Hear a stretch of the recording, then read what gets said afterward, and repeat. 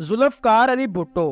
ذوالفقار علی بھٹو کی عام آدمی سے عروج اور پھر عروج سے زوال کی کہانی انتہائی دردناک ہے۔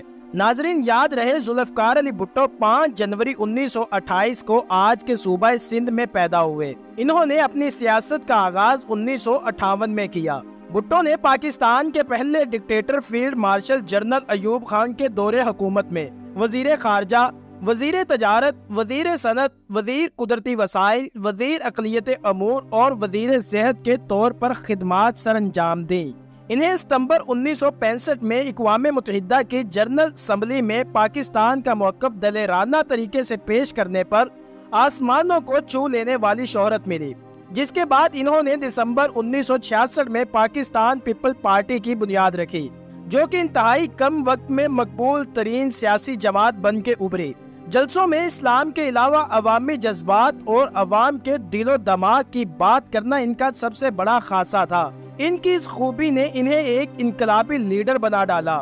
1971 میں سکوت ڈھاکہ یعنی بنگلہ دیش کی علیحدگی کے بعد 1971 میں پاکستان کے چوتھے صدر اور پھر 1973 میں پاکستان کے 9ویں وزیر اعظم بنے۔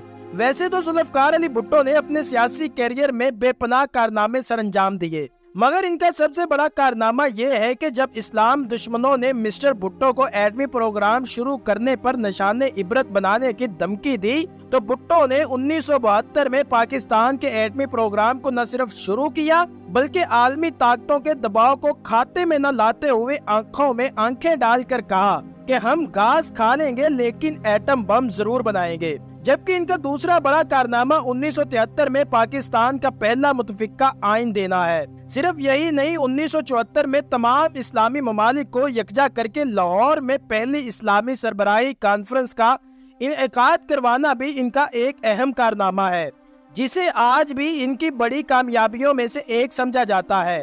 انہی اقدامات کے باعث اسلام دشمن طاقتوں نے مسٹر بھٹو کو ٹھکانے لگانے کا پلان بنایا، جس کے تحت 1977 میں نواب محمد احمد خان کے قتل کے الزام میں انہیں گرفتار کر لیا گیا۔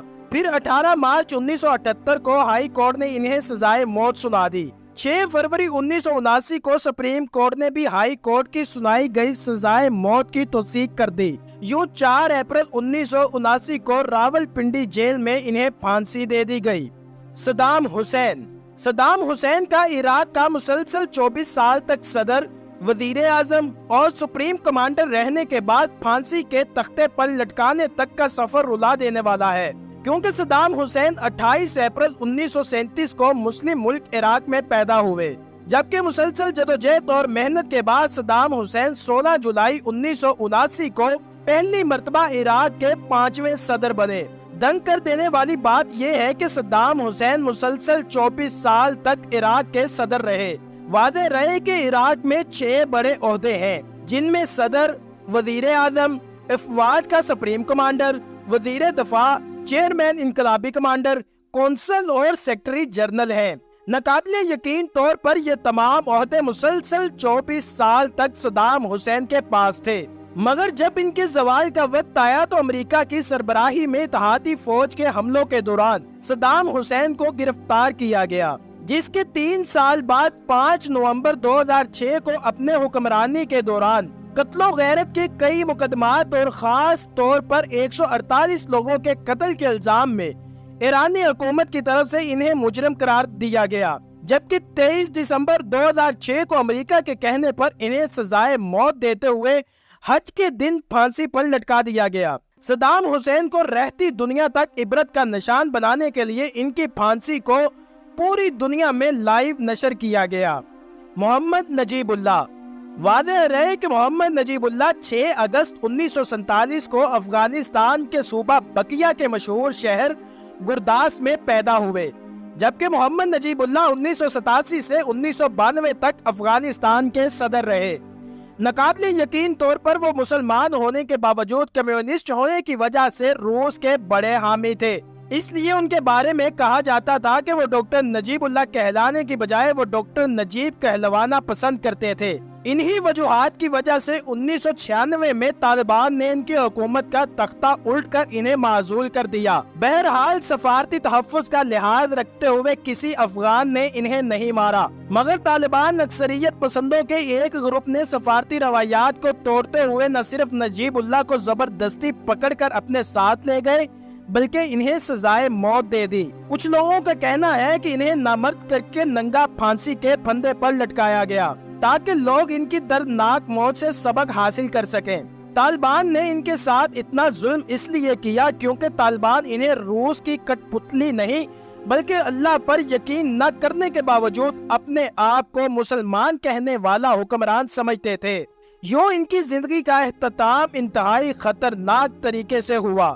عدنان مندریس کی ترکی کے صدر بننے اور پھانسی کے پھندے پر لٹکنے کی کہانی رونگٹے کھڑے کر دینے والی ہے، کیونکہ عدنان مندریس 1899 میں ترکی کے مشہور صوبے ایدن میں پیدا ہوئے، جبکہ بے انتہا مشقت اور تکالیف سے گزرنے کے بعد 1950 میں ڈیموکریٹک پارٹی کے برسر اقتدار آ جانے کے بعد مندریس 10 سال کے لیے ترکی کے وزیر اعظم رہے۔ ان کے بہترین دور اقتدار کو ترکی میں انقلاب سفید کہا جاتا ہے، یعنی ایسا انقلاب جس میں ملک کی تعمیر و ترقی کے علاوہ معاشی حالات اور معاشرت میں بہتری آئی۔ صرف یہی نہیں بلکہ ترک مسلمانوں پر لگائی گئی سخت ترین پابندیاں جیسے عربی زبان میں اذان دینا اور تقریر نہیں دی جا سکتی کو ہٹا دیا گیا۔ مگر 10 سال کے بعد 27 مئی 1960 کو اتا ترک کی حامی فوج نے عدنان مندریس کی حکومت کا تختہ الٹ کر فوجی حکومت قائم کر دی، جس کے بعد فوجی حکومت نے عدنان مندریس کے خلاف آئین کی خلاف ورزی کا مقدمہ چلایا، جو آئین کی خلاف ورزی کے جرم میں 17 ستمبر 1961 میں انہیں پھانسی دے دی گئی۔